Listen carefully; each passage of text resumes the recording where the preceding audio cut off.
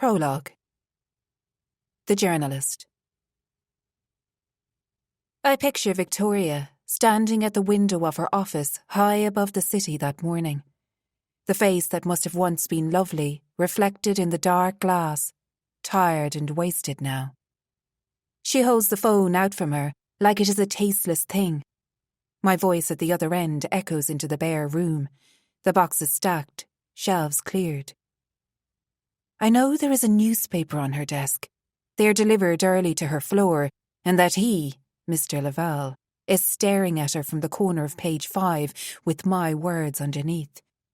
He is like a spectre from the past, leaning against the bonnet of a car, his fair head looking slightly away from the camera, eyebrows raised.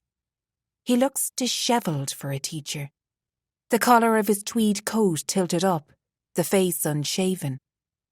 But beautiful. There's no doubting that.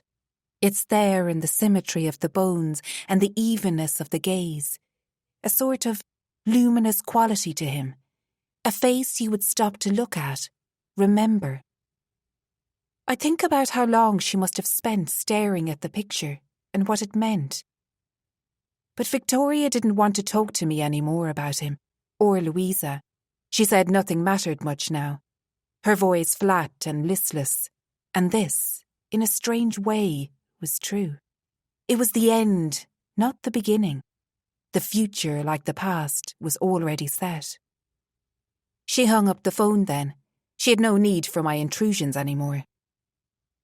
I sat for a while on the edge of my bed, the early morning light leaking in under the curtains.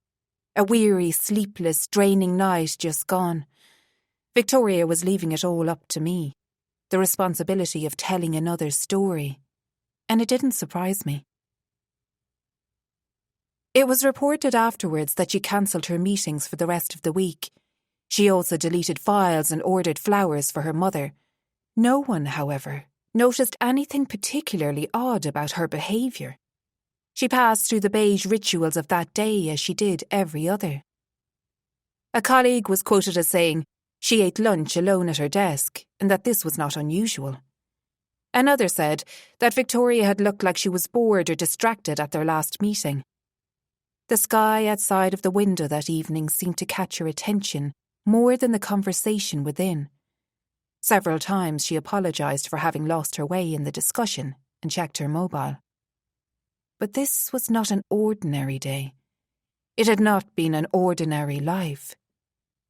When the office emptied that evening, Victoria climbed the narrow stairs to the roof garden 10 stories high.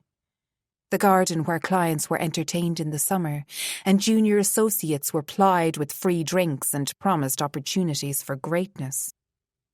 A place where in the past I'm sure she had stood silently in the evening sun, waiting for the appropriate moment to leave. The roof garden, where you might walk to the edge of the building and pit the force of your life and all its glassy achievements against the strength of your desire to experience a fall.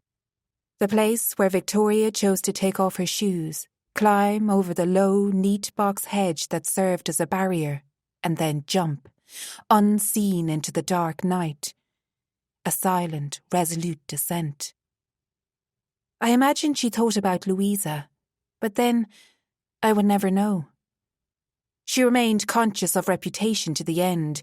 She fell not to the front, where she might have crashed through the shiny white atrium and onto the expensive Italian marble tiles, but to the back of the building, where there are bike racks and the ground is littered with cigarette butts, where security wouldn't find her until the morning.